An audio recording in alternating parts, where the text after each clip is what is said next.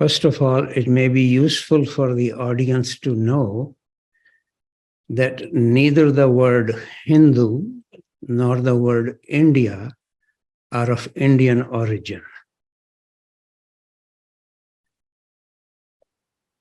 There is a river which was the separating river between the Persian Empire and the Indian kingdoms, called Sindhu.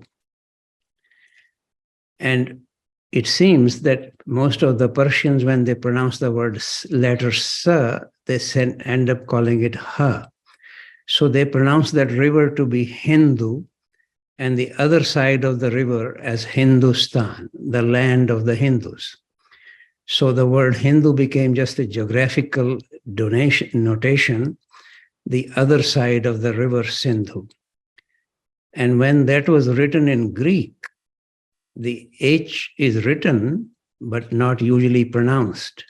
So in the English pronunciation, it becomes Indus River, from which we get the word India.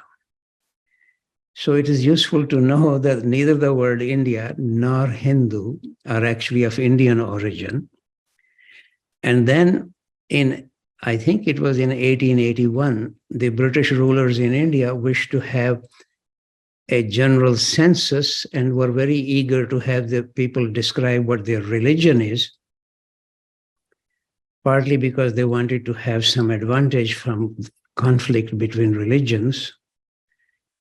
So it was difficult for them to describe what is a Hindu. So this is the definition they gave, official definition, which is still actually continues in the Constitution of India.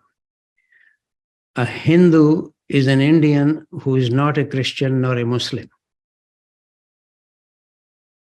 So it has been basically a geographical meaning of the word Hindu on one side of the river Sindhu, and living geographically in India, but not a Christian or a Muslim. But from the Hindu perspective, what their religion is called by them, religion may not even be the appropriate translation of this, they call it Sanatan Dharma, which means eternal law.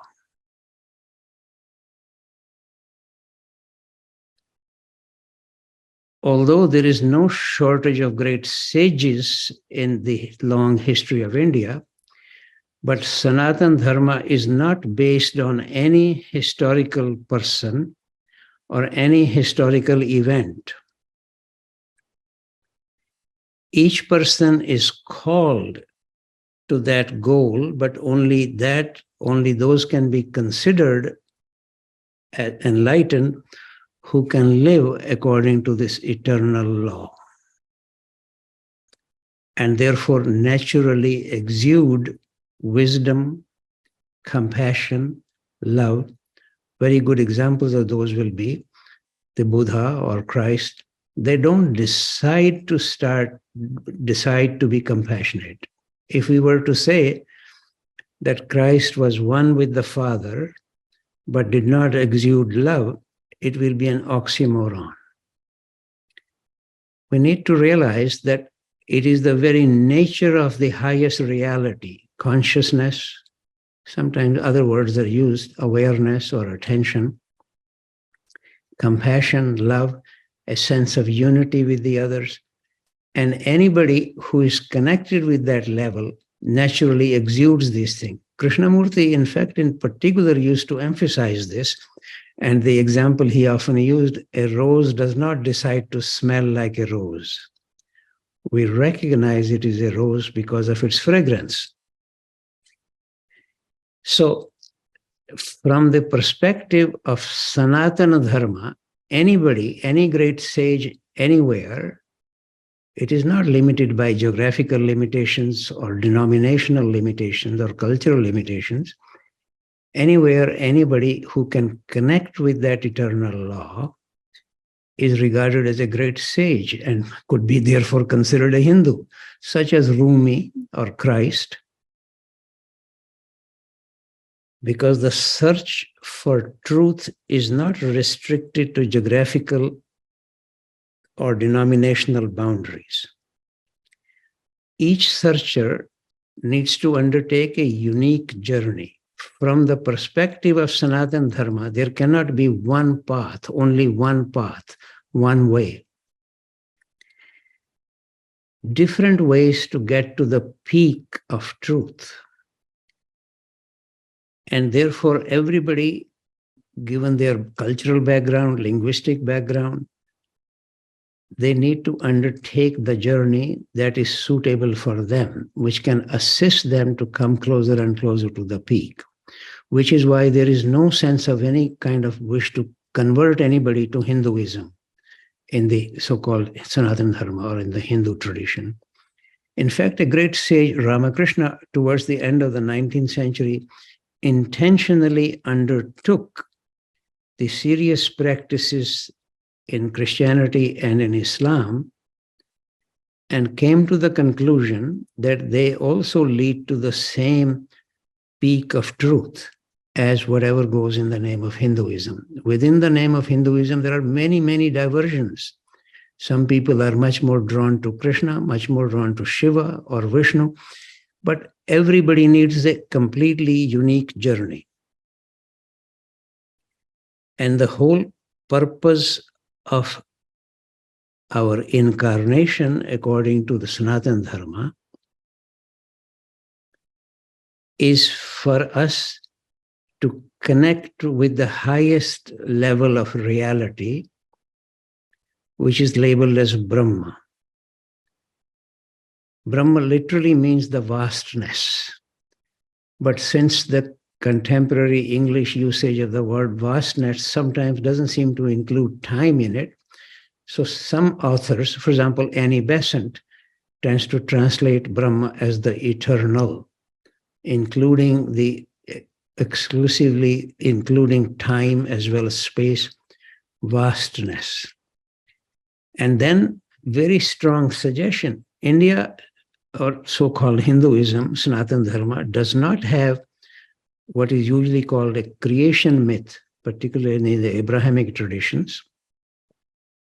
We may say that it has an emanation myth. Everything in the manifested universe has emanated from the substance of Brahma. A classical example that is given actually in the oldest Upanishad, Brother Aranyak Upanishad, is that just as a spider web exudes out of the substance of the spider, but then the spider can move anywhere on this web or even away from the web. So the whole manifested universe is exuding out of the substance of Brahma. But Brahma is not confined to the manifested universe. It can move away from it. And in general, Brahma is always referred in Sanskrit as a neuter, not he or she, unlike the expression in the Abrahamic tradition about God is father, male. It's not because Brahma is not developed enough to have a gender, but more because it is not degenerated enough yet to be stuck in one gender or the other. So one would refer to Brahma as it or as a neuter gender. So it is important from that perspective to realize that everything that exists, not only human beings, but even plants, animals, stones, everything has some element of Brahma in it, according to the Sanatan Dharma. And why is one incarnated, now staying just with the human beings? Because the level of Brahma in me or in everybody, each one of us is individualized Brahma, a particle of Brahma, as well as individualized Prakriti, which is to say materiality or nature.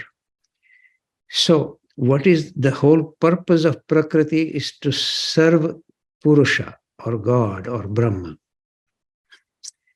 And therefore, first of all, to realize that the very reason I have been created as a so-called Ravi in my case, or my body and mind, so that it can undertake appropriate activities to assist the particle of Brahma in me to evolve, to get back to the original source, to become one with the one. Here is actually a remark of Ishwar Krishna, a very great author. He's the author of Sankhya Karika, a particularly important Sankhya school of philosophy in India. He says, spirit or Purusha without the body or without Prakriti is lame, and body without the spirit is blind. So the whole purpose of my incarnation is, if my body and mind can assist by taking appropriate activities to assist the evolution of this particle of the spirit or Brahma that is in me. So it's important to emphasize again and again that the spirit, or we may use the word soul these days, has taken on the body. It's not that the body has taken on the soul. It should be very important to emphasize that part here. And the whole purpose of the body and the mind is to assist the evolution of this soul to come ultimately one with the Brahma. That is really very much the call. And that doesn't mean that many people in so-called Hinduism have been able to come to that level, because the journey is very large. It may take hundreds of incarnations. Even Siddhartha Gautama, before he became the Buddha, obviously a very great Indian sage, even he had to undergo many, many incarnations before he could be enlightened. So it's not an easy journey, but it is important, on the other hand, to keep emphasizing that what is the overall call for my incarnation. And again, this emphasis that there is only one without the second. It's especially emphasized in the Chandogya Upanishad, an old Upanishad. In Sanskrit, it's ekam eva advitiyam, only the one, not the two. And this has been the central insight into the truth throughout the Indian wisdom tradition. Therefore, oneness of all that exists. Actually, realization of this truth is what is regarded as the greatness of a person who actually comes to this realization. Because all the sages in India, in one form or the other, have tried to convey this.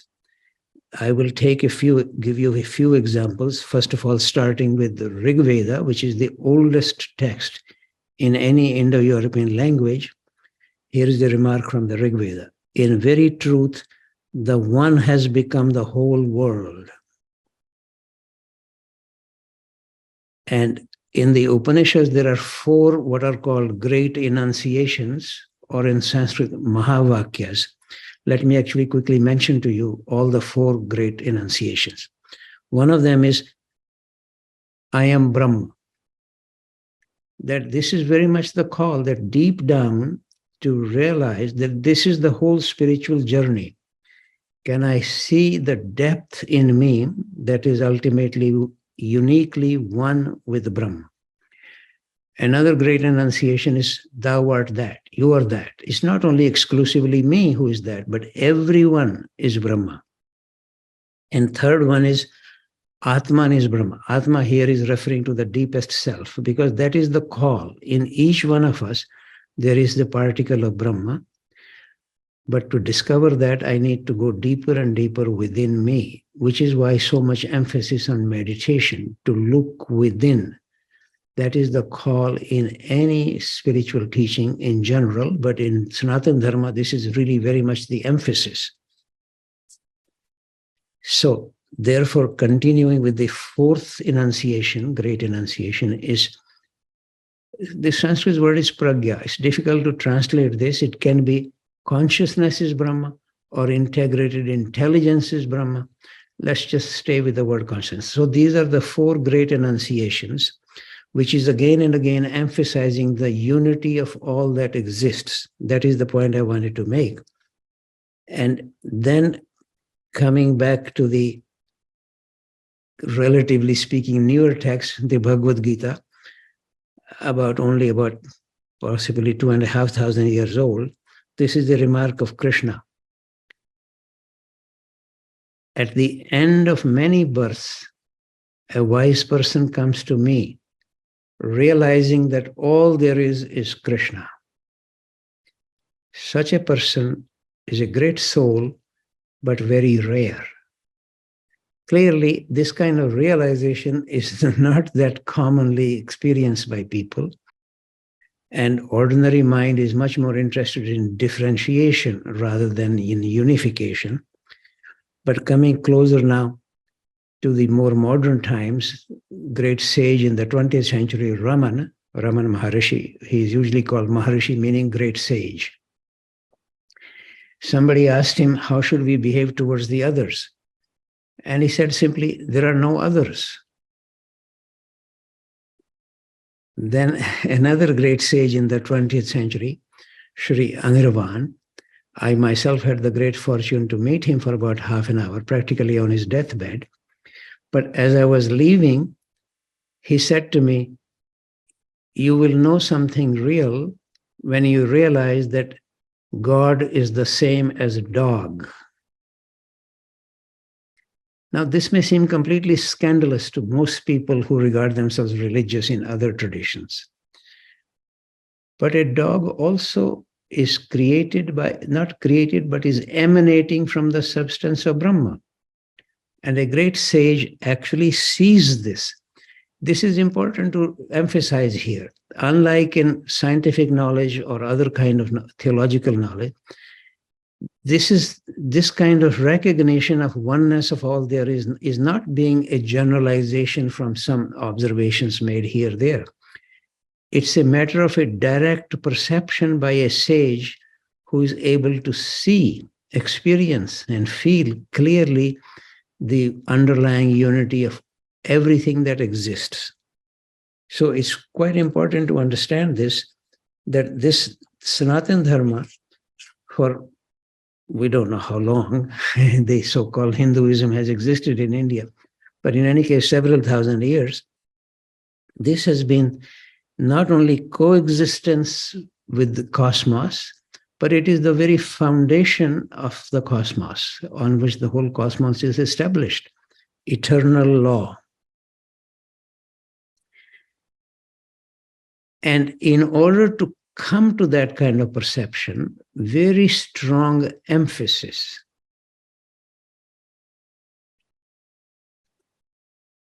first of all, that at the very birth, every human being, this is actually a quote from a great ancient text called Shatapatha Brahmana, that at the very birth, a person owes many debts, a debt to the society, debt to the ancestors, but also debt to the sages. And according to Sanatan Dharma, the sages are not confined only to the Indian geographical limitations. Why don't I owe debt to Christ, or to Rumi, or to Socrates, or to Lao Tse? However, it is true that each one of us has our limitations, where we live, what we can encounter, what we can study. But in principle, none of these sages anywhere are excluded by Sanatan Dharma. This is very important to understand this. And in order to come to that sort of realization requires more and more freedom from me, me, me. That is the overall call. One can find this, of course, in other traditions as well. Christ's remark, for example, unless you leave yourself behind, you cannot be a follower of mine. Similarly, in the Shatapatha Brahmana, a very strong emphasis that when a person after death knocks at the door of the sun in order to be enlightened, he will be asked, who are you? If the answer is anything other than nobody, he may not enter. This is a direct quote from Shatapatha Brahmana. So it's very interesting. to be following a teaching or a tradition that I can actually come to some understanding. At the same time, so to be on the way, but to be somehow out of the way. It's not me that is trying to acquire something, but the particle of divinity in me, how can it actually manifest itself and evolve to come to a higher and higher level? And therefore, very strong emphasis, particularly in the Bhagavad Gita, on the Sanskrit word is nashkarmya, which literally means actionlessness. That doesn't mean inaction. Krishna actually specifically says that. That doesn't mean inaction. What it means is that can my action be led by or driven by the will of Krishna or Brahma or God or even sometimes spiritual teachers who can assist us to come to something, understanding.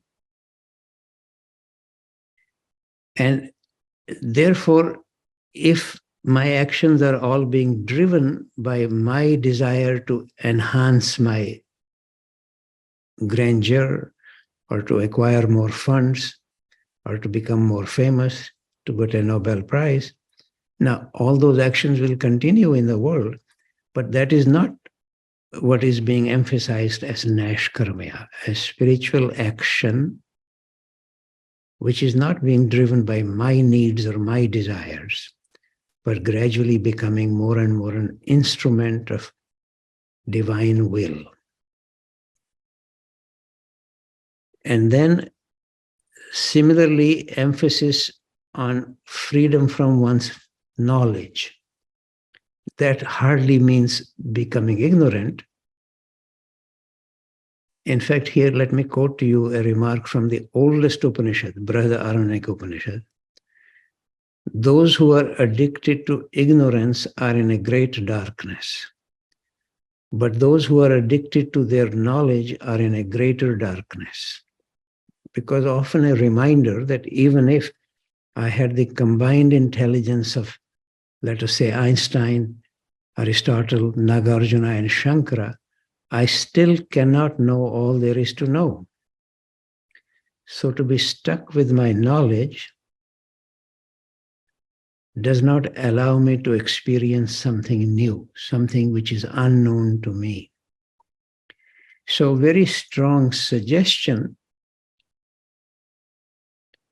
to be more and more free of my knowledge, my will, my activity. But none of this means either ignorance or lack of action,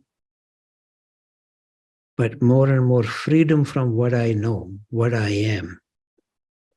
And as I already just said, that the notion of giving one's debt to the various sages is very much emphasized. And let me, more or less towards the end here, give me a couple of examples. Those sages don't have to be only in the geographical territory called India. Raman Maharishi, one of the great sages of the 20th century, it is said that the only book he had read was the Bible. And Vivekananda, who is highly regarded as a Hindu monk, when he became a monk and went on really more or less walking across the most of India, he carried only two books with him. One was the Bhagavad Gita, the other one was called Imitatio Christi, or Imitation of Christ. Why would one be against the teaching of any other great sage? Similarly, just to quote Vivekananda in response to a question, this is what he said. I'm just reading it here. Had I lived in Palestine in the days of Jesus of Nazareth, I would have washed his feet not with my tears, but with my heart's blood. So why would one not appreciate, honor, try to learn from great sages anywhere?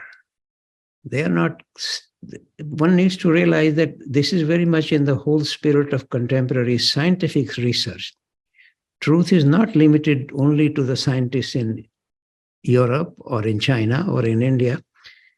Any searcher in the scientific spirit can search for the scientific truth. Similarly, spiritual truth, according to Sanatan Dharma, is not limited to one geography or one religion or one denomination or one country.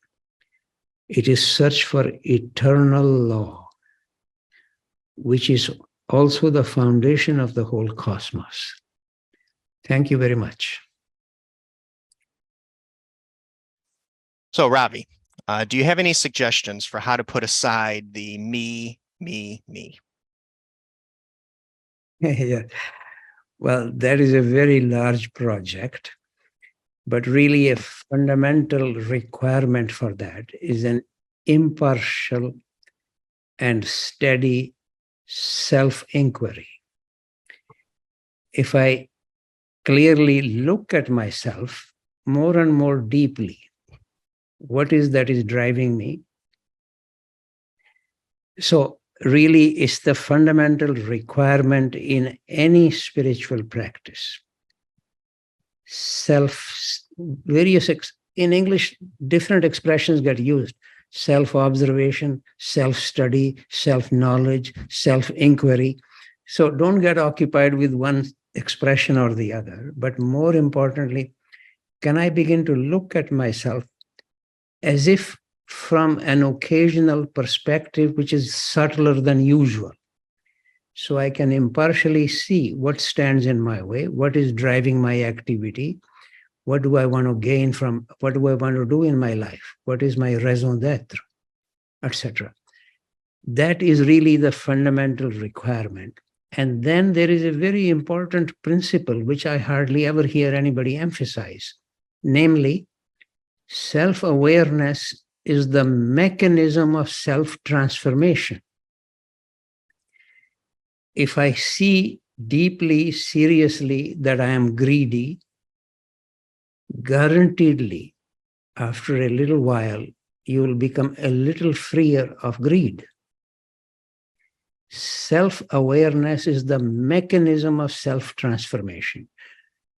Actually, if anybody else knows any other mechanism, I'll be happy to hear.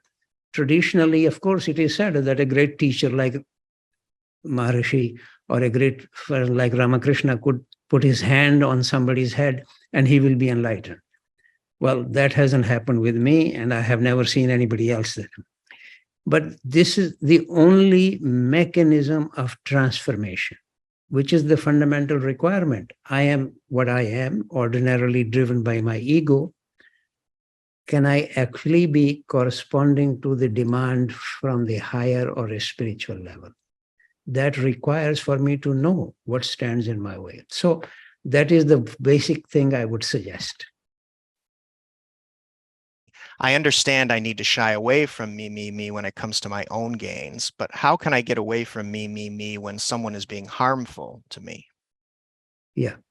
Well, first of all, when one looks at oneself, one of the things one would also discover that some of the whole thing arises in me from self-defense. Actually, what is driving us is either, I mean, this is not the first time it's being said. This is what is said by the Buddha, or you can read any other great sage. The whole world is being driven by desires and fears. So one is afraid that one will be offended. So quite understandable from what you're saying. So at the ordinary level, one needs to, of course, defend oneself. This is another thing that I want to emphasize, because there is a very strong tendency of a strange kind of dualism, as if I need to be wholly against my ego. Why? I cannot do anything in the world. I cannot survive without having a strong ego. But then the question really is, this is something very important. Let me slightly step back here. Each one of us can see that there are two currents of energy in each one of us. One coming from the spiritual side. We may call it my soul, my spirit, whatever you wish to call it. The other is coming from the material side, my body, my mind. The important thing is to realize that the body-mind, or this material energy, its sole purpose is to assist the evolution of the spiritual part in me. It's an instrument for that evolution. As I quoted earlier in the talk which you heard, this was Ishwar Krishna, a very great sage in India, saying, spirit without the body is lame. So there is no need to be against the body or the mind. That is meant to be the instrument. So then one begins to see that the body and the mind is usually occupied with the lowest level of its understanding, with the egotistic, my fears or my desire is to gain more, to become more appreciated, more admired. But gradually, as I begin to see this, a little transformation takes place. So first of all, there is no need to be against the body or the mind or against the ego. In fact, particularly in the Indian tradition, it's more emphasized, because in the Abrahamic tradition, there is always this impression that one can get rid of the devil. In India, in the whole of the teaching, the manifested universe cannot exist without having both the negative and positive energies. So the call again and again is to go beyond dualism, beyond duality. The devil also has its place. Ego also has its place. In fact, one of my great teachers, Jean de Salzman, in the Gurdjieff teaching, on one occasion I actually said to her that I notice how much vanity I have. You'll have to take my word for it. I used to be even more vain than I now am. That is true. And so I said to her, but I see this is just a waste of time and energy. I don't really gain anything from it. How can I get rid of vanity? And I was really quite surprised by her response. She said, if you did not have vanity, what will you do? Everything that we do comes from that. Egotistic tendencies, even to gain enlightenment, to get to heaven, to follow the Buddha. All that begins from the ego. She says, there is no reason to be against that. But when something true is understood, then the ego finds its place. Therefore, a remark of hers, which I very often quote in my webinars, ego is a good servant, but a bad master. Who wants a servant who wants to just lie around doing nothing? You need a strong, active servant. But then if the servant wants to make all the decisions in the household, that's where the problem comes. So ego is a good servant, but a bad master. I'm sure Stephen has heard me say this several times in other webinars. Yes, sir, I sure have. We had another related question that maybe you can comment on a little further. Can constant self-observation lead to one becoming too self-centered? Well, it depends on the quality of one's self-observation, because no project is easy at any level. Self-observation is actually assisted. This may sound rather strange, but it is assisted if you periodically meet with some fellow searchers. Because otherwise we tend to take things very personally, so one can get very discouraged by what I see in myself, or one wants to pontificate about something or the other, or one wants to get more and more admired. But if you periodically work with some fellow searchers, as you know, in Buddhism, for example, very strong emphasis. 3 things are often mentioned. Buddham Sharanam Gacchami, Dhammam Sharanam Gacchami, Sangham Sharanam Gacchami. Sangha means community, community of searchers. And just to remind you, that's actually the root meaning of the word ecclesia in Latin. It meant the community of the ones who are called. Now it has just become a church gathering where you can find somebody you can marry to or whatever. So that's a different problem. But meeting with some fellow searchers can free one more and more from self-occupation. I see the devil in me, then one begins to see that the devil is in everybody. Nobody can actually exist without the negative and positive forces. And therefore, one doesn't take it so personally. Otherwise, gradually one begins to see that deeper I come to self-knowledge, it actually is the knowledge of the human condition. It's not knowledge only about Ravi, it's knowledge of the human condition that one discovers deep down. Absolutely everybody is driven by both the negative and the positive forces. And the call really is to find their appropriate relationship with each other.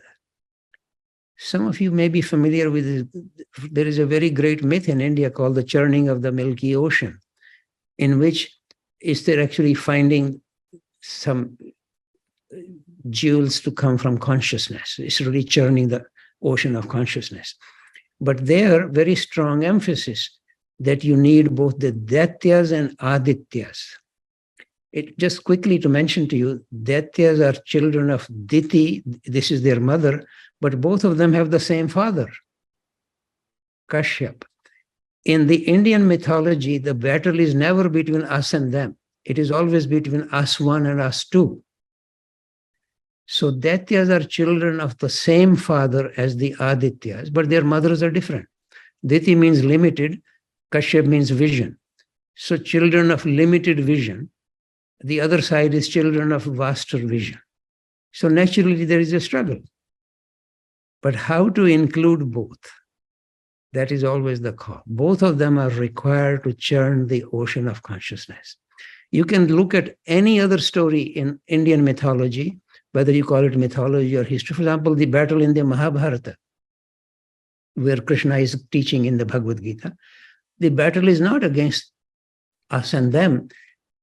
Arjuna has to fight his own teachers, his own cousins, his uncles, which is what leads to a crisis for him. So it's very important to understand there's a very fundamental difference in the overall perspective coming from the Indian tradition. Both negative and positive forces are required for the universe to exist, but we need to find their appropriate place. Let me give you a very special example. It's in the 10th chapter of the Bhagavad Gita. This is a remark of Krishna. It's not my remark. You can read this in the 10th chapter. Krishna said, I'm the splendor of the splendid, wisdom of the wise, but also the cunning of the cheats. This is Krishna. Why not that? But is he stuck with that? Is he stuck with the wisdom of the wise? How to find the appropriate place for both of these sides? Always a call, repeatedly Krishna says, go beyond dualism. The Sanskrit expression is nirdvandva bhav. Become non-dual or go beyond duality. Okay?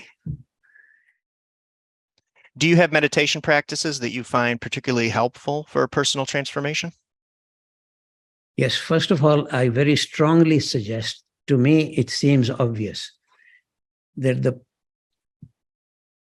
if a Chinese person is trying to go to Mount Everest, or an Indian is going there, or somebody comes from USA, each one needs to find one's own trajectory. One doesn't need to get stuck on one trajectory, one way. So there is no reason to be against other teachings, other religions, other forms of meditation. This is why I'm coming to your question. So each teaching tends to emphasize certain way. And this is, I'm assuming since most of you are probably in USA, let me give you an American example. If, let us say, 5 people were trying to get to the White House, one of them is starting from the Pacific Ocean, another one from the desert, from the Sahara, and somebody else is starting from the mountain in the Himalayas. Naturally, the one coming from the Pacific Ocean will start on a boat. He's not going to start in a car. But if somebody is coming from Canada, coming to the White House, he will go in a car. So somebody may be coming in a boat, somebody else may be coming on a camel, somebody may be coming in a car. But closer they come to the White House, their clothing becomes similar, their vehicles become similar. Initially, they are very different. So all the teachings are like this. It depending on where they begin from. For example, this might surprise most of you. In the Krishnamurti teaching, or most of the Theosophical emphasis very much coming from the Krishnamurti was also very much struck, obviously, by Theosophical society, on vegetarianism, or certainly no alcohol. I, in fact, even asked Krishnamurti once, why are you so much against alcohol? Have you actually tried it? He said, yes. This is a specific encounter I had with him. But on the other hand, there are other teachings. For example, in every Christian tradition, when they give the blessing from the God, it has wine in it. So why be against that? So I'm merely mentioning to you that initially the journey begins from wherever one is. Therefore, now answering your question more specifically, there are different forms of meditation. I personally am, obviously, having been struggling with this practically all my life, have come to certain kind of clarity, what assists me. But that doesn't mean that that will necessarily assist everybody else, depending on where they're starting from. If my son or daughter at the age of 14 or 15 want to start meditation, what they need is something likely different from what I need now at my age of 85.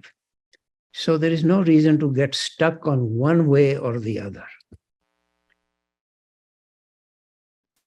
Ravi, if I understand correctly, all living things are emanated from Brahma. Yes. Can we also assume that plants are from the same emanation, but on a different level? And then how would you differentiate plants from Brahma or animals from Brahma in terms of vegetarianism? Yes. Well, first of all, the suggestion is, it is true, this is repeatedly said, that everything emanates from Brahma, but the manifested universe, everything in it is manifested at a different level of consciousness. I'm hoping, or maybe I hope I'm right, that human beings in general have slightly higher level of consciousness than maybe snakes or cockroaches. If you agree with me, then the suggestion is that every level, even the stones, have some consciousness. The word consciousness can be misunderstood sometimes by people, but why does an iron filing go to a magnet, but a leaf doesn't go to a magnet? We can say it's just this physical law, but one could also say they have some consciousness in them and they decide to do something. So even in the scientific circles now, very strong, there is a whole new commission has been set up called the Galileo Commission, which is trying to emphasize very much to give more and more importance to consciousness rather than to matter. Otherwise, in the traditional science, since the 17th century onwards, matter is the primary reality. Everything comes from that. But there is more and more search now that consciousness may be the primary reality, which is what all the spiritual teachings would say that. And one can probably see that in the so-called near-death experiences. A person has completely died, brain is dead, heart is not beating, but still in many cases, they come back alive after 2 minutes or 2 hours or sometimes even a day. And during that time when they were dead, there was consciousness. So there is a whole revolution actually likely to go and take place even in the scientific circles. But in the spiritual circles, always the issue has been that the highest reality means, whenever we mean the highest reality, what do we mean by that? Highest level of consciousness. And also it is truth there is impregnated with love and compassion. So it's not just truth in the scientific sense, which has nothing to do with love or compassion. No, spiritual truths, nobody would particularly be struck by the truth of the Buddha or Christ unless compassion or love was emanating out of them. So therefore, what is at issue here is that the plants have also consciousness, but at a different level. I was particularly struck by something that I don't personally know, but it is reported. There was a cow in the ashram of Raman, who we call Maharishi, meaning great sage, Raman Maharishi. And apparently every time, each year on his birthday, this cow will come and bow to him. Now, why? And then when that cow died, It's difficult for me to dismiss what Raman Maharishi said, but I don't understand it. What Raman Maharishi actually said when this cow died, that now this cow has actually gone to the domain of enlightenment. Earlier, it was very close to it, but somehow did something wrong, like pride or something, and was pushed back. Then rather than coming back as a human being, came back as a cow, depending on what one's requirement was. Now, here is an example that although ordinarily, obviously we would all agree that cows probably have a slightly lesser consciousness than human beings. But within human beings, if you look at 8 billion people, I'm sure you can easily see there is a lot of variation in the level of consciousness in the 8 billion people. How many people are searching for anything? Genuinely ask yourself, how often do you search for something true? Then one begins to see that, sure, plants also have some consciousness, but at a lower level. And then also the suggestion, this is not coming from any kind of a theoretical perspective, but one can see different levels of consciousness are, as it were, being eaten by others. We all need to eat some vegetables, otherwise we won't survive. Similarly, tigers need to eat some other creatures or the other, they won't survive. So then one needs to come to some clarity, what kind of food assists me to become maybe more clearer, more awake, and what hinders. The requirement, for example, in meditation is to become more and more receptive, which requires a very deep relaxation. But if you drink a glass of whiskey, that will also give you relaxation. But that's not the kind of relaxation that assists you to receive something actively. So it's a kind of active relaxation, which may seem rather unusual. But one of my mentors actually said, it's like being a relaxed arrow. So one therefore gradually discovers what kind of meal will help, what will hinder. Let me give you a historical example that certainly surprised me. It surprised Radha Barney, the president, international president of TS for many years. On one occasion, the Dalai Lama was visiting USA ETS headquarters, where people, maybe where this conference is now taking place. And the person there asked him, what would you like for breakfast? He simply said, well, maybe some bacon and eggs. A TS person at the headquarters, you can imagine, they were completely shocked by this. The Dalai Lama, great Buddhist, he's asking for bacon and eggs. Of course, they wouldn't give it to him. Gradually after remember, he was born in Tibet. It's a very different climate. One wears very different kind of clothing. But only after he moved to India, gradually, he began more and more to be a vegetarian. But this remark that I mentioned, he was already in India when he came to the TS headquarters in Wheaton. So I'm inviting you to realize that everybody needs to begin from where they are. Now I see Zen teachers in California wear jeans. Why not? Should they be wearing the same clothing that the monks of Zen were wearing in India or in Japan? You see, it's important to realize one needs to begin from where we are. We cannot begin from the Mount Everest of consciousness. And then everybody needs to follow the journey on the way. And that depends also on the kind of teaching that you're following, from where you're beginning, or even from where the teaching is coming.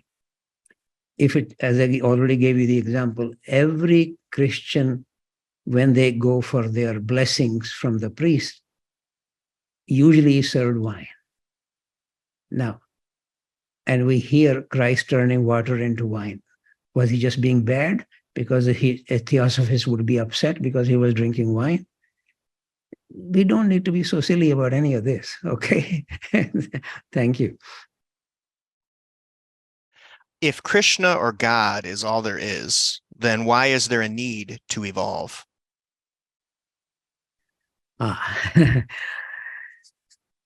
As Krishna said, you forgot maybe part of it, that one who realizes this is a great soul, but very rare.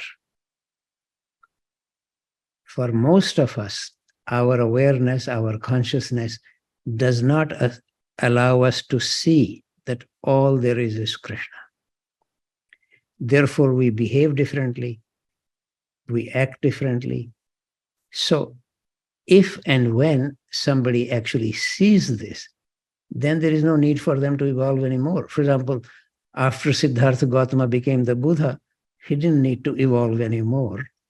When Christ was able to say only once in the whole Bible, the Father and I are one, then he didn't need to evolve anymore after that.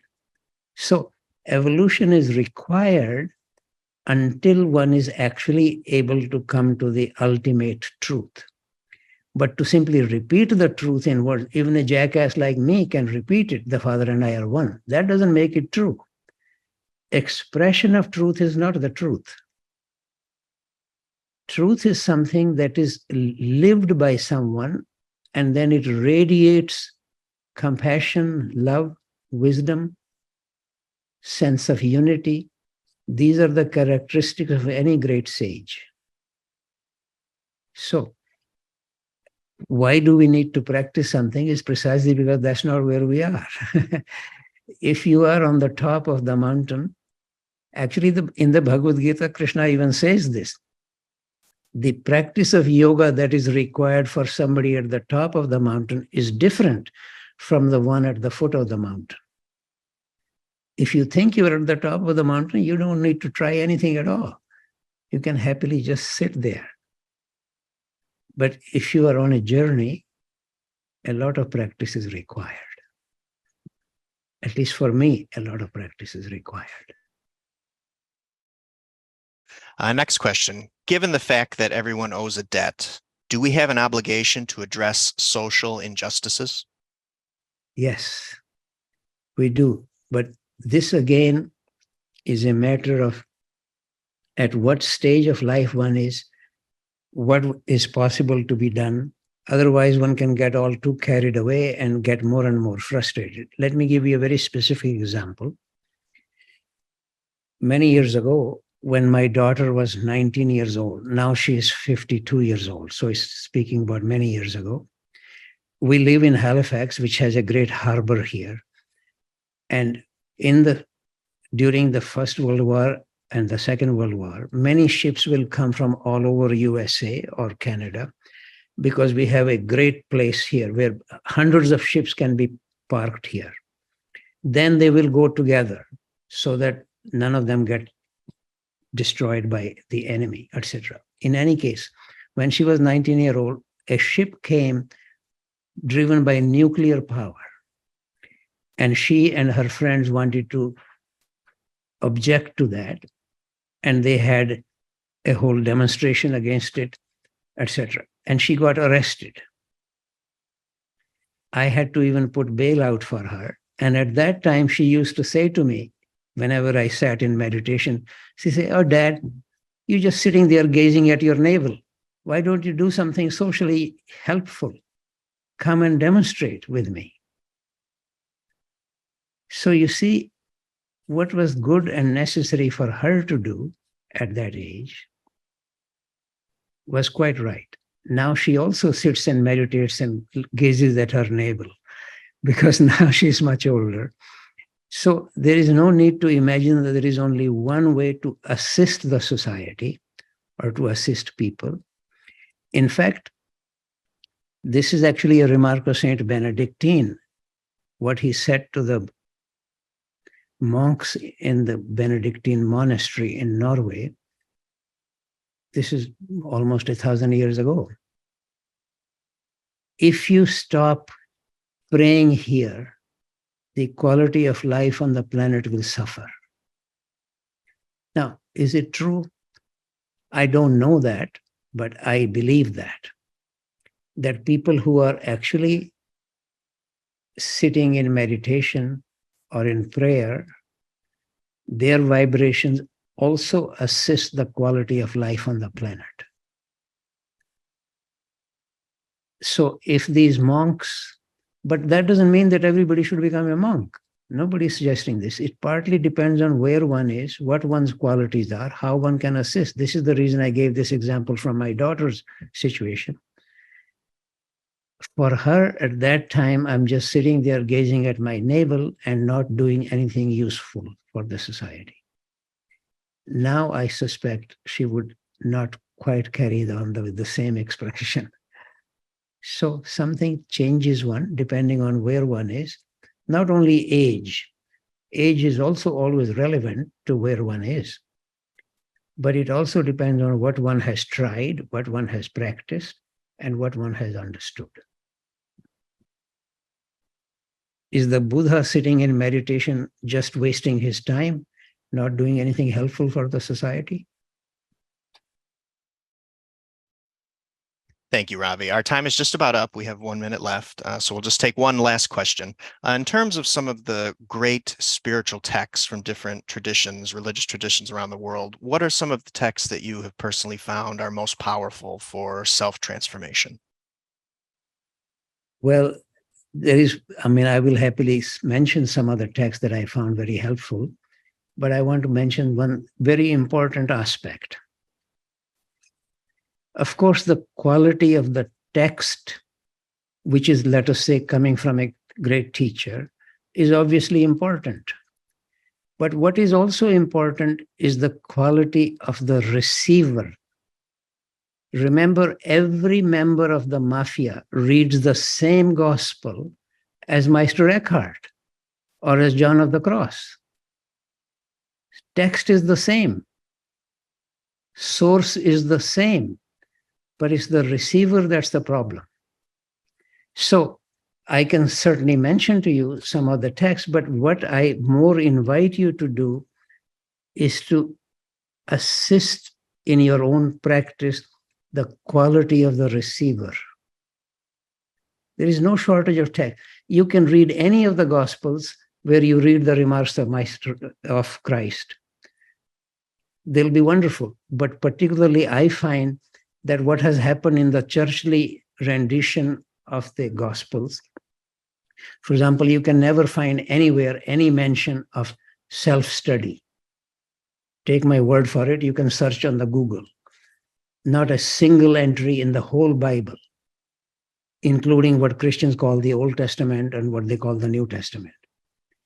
But Jews don't call it the Old Testament, you realize that. But then, on the other hand, you look at a non-canonical gospel like Gospel of Thomas, right away a strong emphasis from Christ about self-study. Take my word for it. Let me quickly quote this remark from Gospel of Thomas. If you would know God, you must know yourself. When you know yourself, you will see that you are the children of the living Father. This is a remark.